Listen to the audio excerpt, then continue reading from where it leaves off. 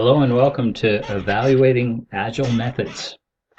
This presentation has been prepared by Dan O'Halloran for ISM643, Leadership in Business Systems Development, with Brian Krause as the instructor. Our agenda for today, we're going to look at Agile versus traditional project management methodologies. We're also going to look at best practices from Scrum, one of Agile's leading methodologies. We'll look at business benefits associated with Agile and leadership impact and opportunities also. Let's jump right in. February 2001, 17 developers met and published what's known as the Agile Manifesto. Jeff Sutherland, Ken Schwaber, and Ken Beck are three of the better known names. All of these people have been software developers for years using traditional methods and felt there had to be a better way. Let's take a closer look at the manifesto. Individuals and interactions over process and tools. Now, if you're a traditional project manager, PMP, who studied and took the PMI exam, this may be blasphemy. PMI has 10 knowledge areas, 5 process groups, and almost 50 processes documented that are required in some way, shape, or form on virtually every PMP project. Agile really believes that there is no process or procedure that's better than a conversation between individuals and team members. So Agile says, let's talk. Next up, working software product over comprehensive documentation. So there's a lot of talk here. There's a lot to talk about here, but we'll move pretty quickly. Traditional methodologies require a significant volume of documentation, plans, schedules, and requirements before any code is written. Now, it's not that documentation is not important. It is, but Agile says, let's focus on what we believe, what you believe, our customer. Let's collaborate on what's the very most important feature, the most valuable to you, and let's focus on just that feature. Break it down into stories, because everybody loves a story. And then let's build some of that software and look at it and say and see and discuss and review, is this right? Instead of generating volumes of documentation before we do any work. Next up, the idea of customer collaboration versus contract negotiation. Again, with traditional methods, you've got to generate all that documentation, and then you have to go into a negotiation and a big contract talk, and it's not that you're adversarial, although that can happen sometimes, but all the T's must be crossed, all the I's got to be dotted. Agile says, let's collaborate. Let's work together and focus on the greatest value we can generate for you. Of course, there's a contract involved, but not the level of documentation, not the acrimony associated with it. It's collaboration focused. And then the last but not least by any stretch of the imagination is Agile believes responding to change is more important than following the plan.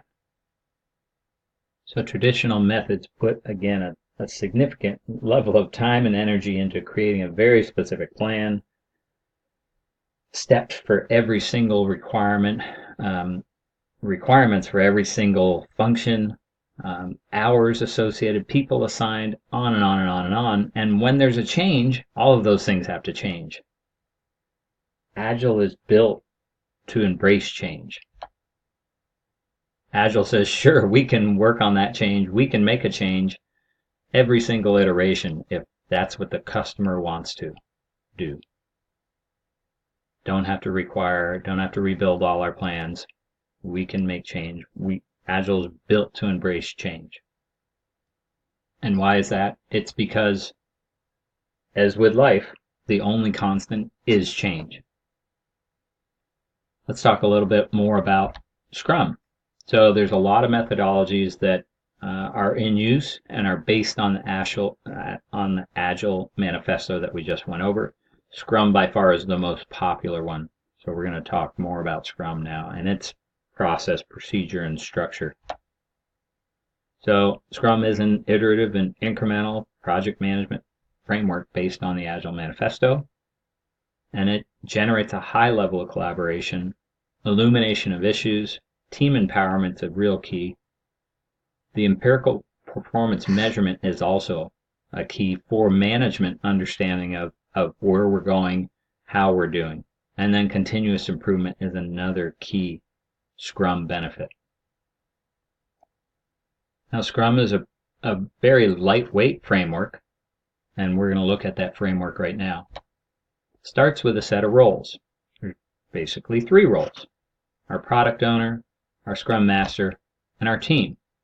So our product owner really is our customer, or he works with our customers, and his responsibility is to identify what's the most valuable thing for us to work on right now and in our next iteration. The Scrum Master really is the conductor of the Scrum framework, and he's a servant leader. He's there to serve the product owner and the team, remove impediments, keep them on schedule, organize the meetings and conversations. And then the team itself is a self-organizing team based on ownership of what they're building. It's a very powerful concept. Meetings, or ceremonies, as many in Scrum call them. There's 5 meetings. The backlog grooming, where we focus on the high-level plan and what's our roadmap. A sprint planning, this is our detailed plan per iteration, where we detail in great level everything we're going to do over the next 2 weeks or 3 weeks or 4 weeks. So a very short period of time. A daily Scrum is a daily conversation with the team.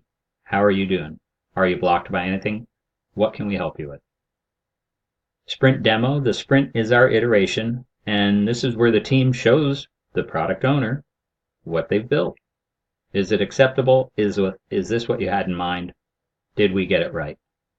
And then the sprint retrospective is the team looking into itself and its performance over the iteration and finding out what they can improve on.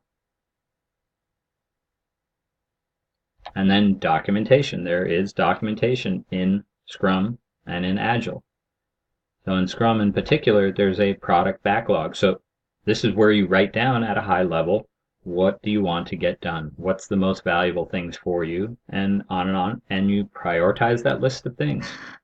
From that list, the team and the product owner will say, these top 1, 2, or 3 items in this backlog are what I want you to work on now. So those items are moved from the product backlog into the sprint backlog, which has more detail. It's a very tactical record of the tasks and activities that the team's going to do over the next iteration. Again, 2, 3, 4 weeks, not a long period of time. The burn down is a key report. Shows how's the team progressing with what they committed to do in their current iteration. And then at the end of that iteration, the team and the Scrum Master will put together some kind of a record of what they built.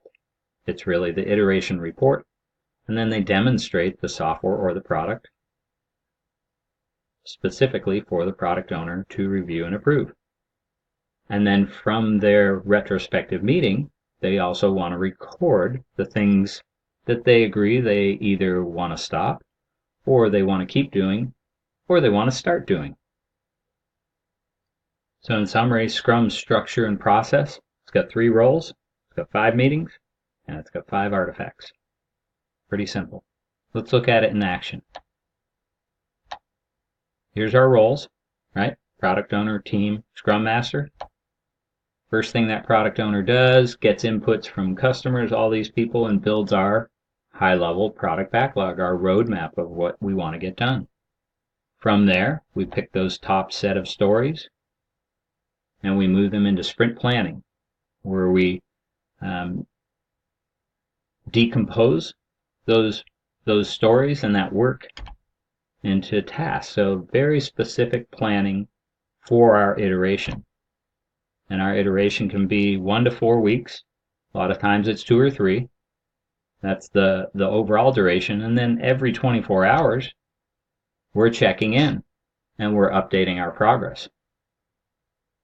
At the end of the sprint, we're going to do a review, and we're going to have finished work, potentially shippable software, stuff that's ready to go to production if in fact the product owner wants to release it.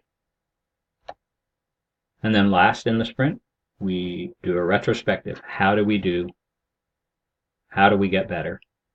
And that information is fed right back into the product backlog and the product owner and the process that we're in for continuous improvement. So from this process, all kinds of benefits are derived for the business and for management. So let's talk about the benefits to the business. So when a team's been working together for a period of time, the level of output that they generate from the iterations is called velocity. Over a period of time, that velocity can be counted on, and predictability develops that the team will continue to generate that level of output and over a sustainable period of time. So those two things are very important for business benefits and for management. Add to that the collaboration and continuous improvement that's built into the Agile methodologies, and you derive much greater customer satisfaction and employee satisfaction. Goodpasture also points out that there's a big change really from traditional to Agile. Hitting a planned budget is a big focus of traditional versus delivering as much scope as the available investment permits is a focus of Agile. The cost recovery benefit stream becomes really dependent on the choices made during the Agile process by the business and the customer. In part, those choices are conditioned on the outcome contributing to the benefits. So maximization of value and benefits is a focus of Agile versus following the plan and nailing the budget or nailing the time frame. Another great benefit, again, we've talked about, is the ability to leverage change.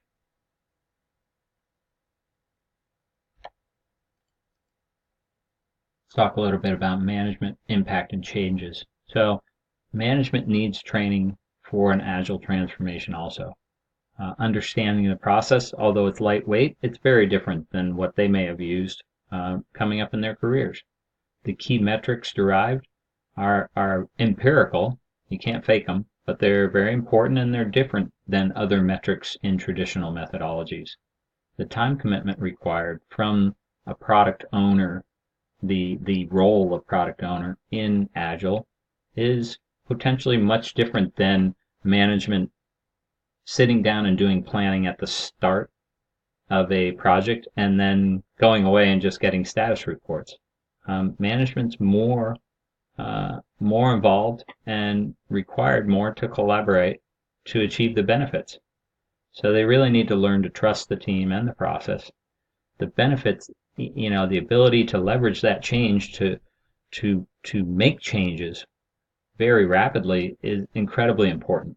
The ability to plan based on the predictability and sustainability of the team is fantastic. But ultimately, time is money, right?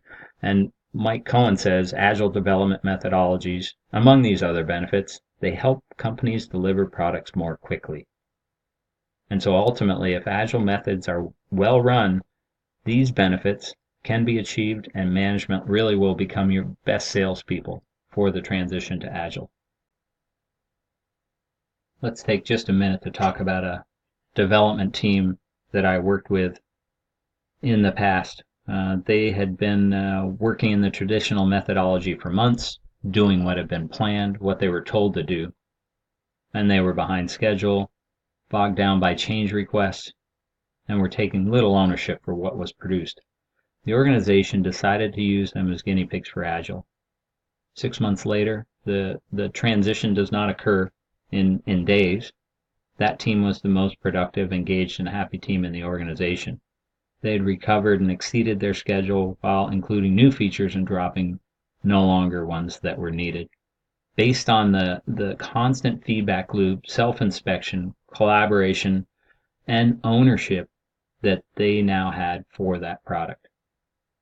So thank you for your time today.